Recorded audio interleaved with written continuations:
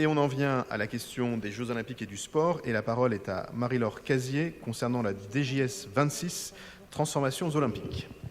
Merci, Monsieur le maire.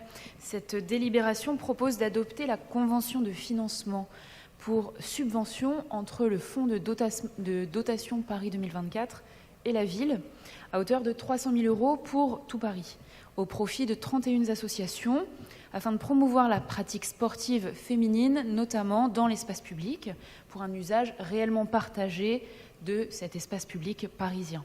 Cette délibération, elle est importante pour notre arrondissement, parce qu'elle prévoit de financer 12 associations du 18e, pour un montant total de 131 400 €, soit plus d'un tiers de l'enveloppe totale. Donc je pense qu'on ne peut que s'en féliciter.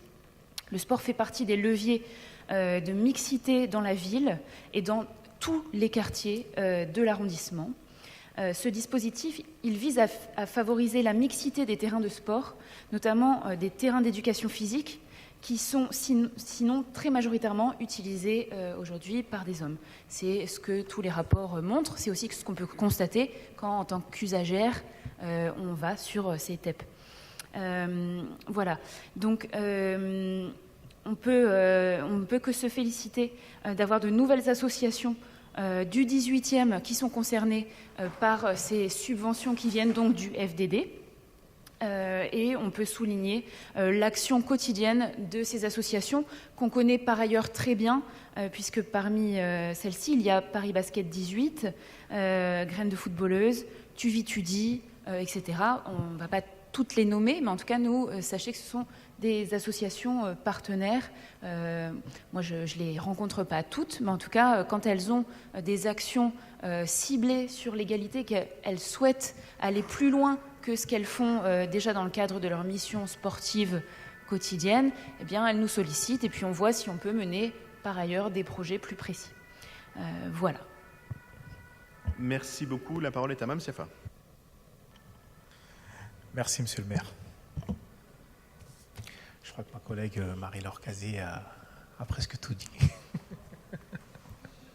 Elle m'a volé mes mots.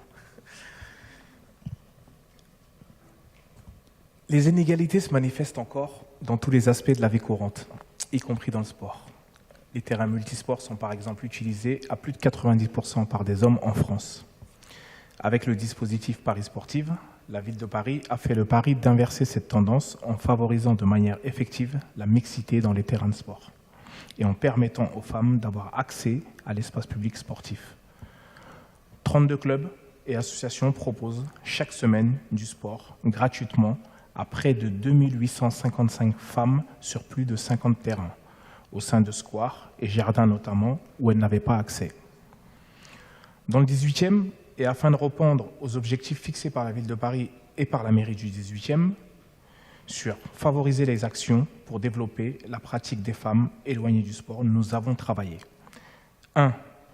À sacraliser des créneaux sportifs à destination des femmes avec des associations sportives dans les équipements sportifs, création d'une section sportive féminine de handball à destination des jeunes filles du quartier Poissonnier, entre le Paris XO et le Grajard, d'ailleurs qui ont été championnes de France, ou encore l'Olympique Montmartre Sport, ou encore l'Appel-Chat, ou encore Paris 18 United, à qui nous avons augmenté les créneaux. 2. Un travail d'information auprès des clubs sportifs afin de répondre à l'appel à projet Paris Sportive.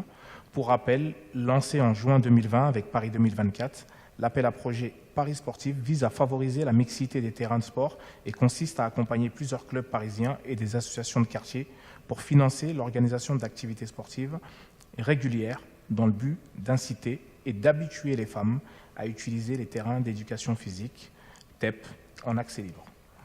Je ne vais pas revenir sur les 31 projets qui ont été financés, mais c'est aussi l'occasion de vous dire que la ville de Paris soutient plusieurs projets inclusifs, comme le Paris Sport Senior, n'est-ce pas mon cher Ariel, avec une ouverture des sites sportifs au public plus âgé.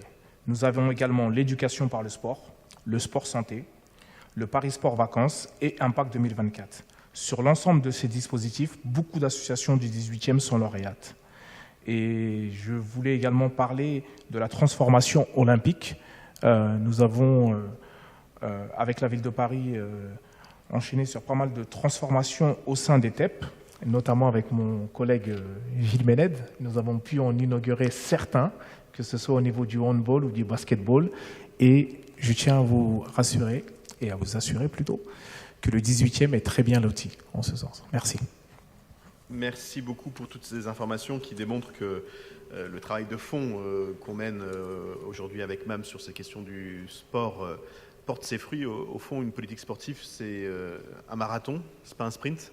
Et à un moment, on arrive quand même à la ligne d'arrivée du marathon, et je pense que les JO nous rapprochent à grands pas de cette ligne d'arrivée qui permettra à l'ensemble des habitantes et des habitants du 18e qui le souhaitent de pouvoir pratiquer un sport, et peut-être pour certains qui ne l'imaginent pas, de l'imaginer maintenant. Et donc vraiment merci aux équipes de la DJS, à MAMS et à tous ceux qui se sont penchés sur l'organisation de cette vie sportive dans le 18e qui, là encore, rassemble de plus en plus, que ce soit les seniors, les personnes handicapées, les femmes bien sûr, et c'était vraiment ce qu'on voulait, donc merci beaucoup. Et donc je mets aux voix la DJS 26 qui est pour, unanimité, même vote sur la DJS 28 pour le sport senior j'imagine, et pour la DJS 119 qui nous permet de conventionner avec des clubs dans le cadre du dispositif réseau des clubs para-accueillants. Merci beaucoup à toutes celles et à tous ceux qui se mobilisent autour de ce sujet.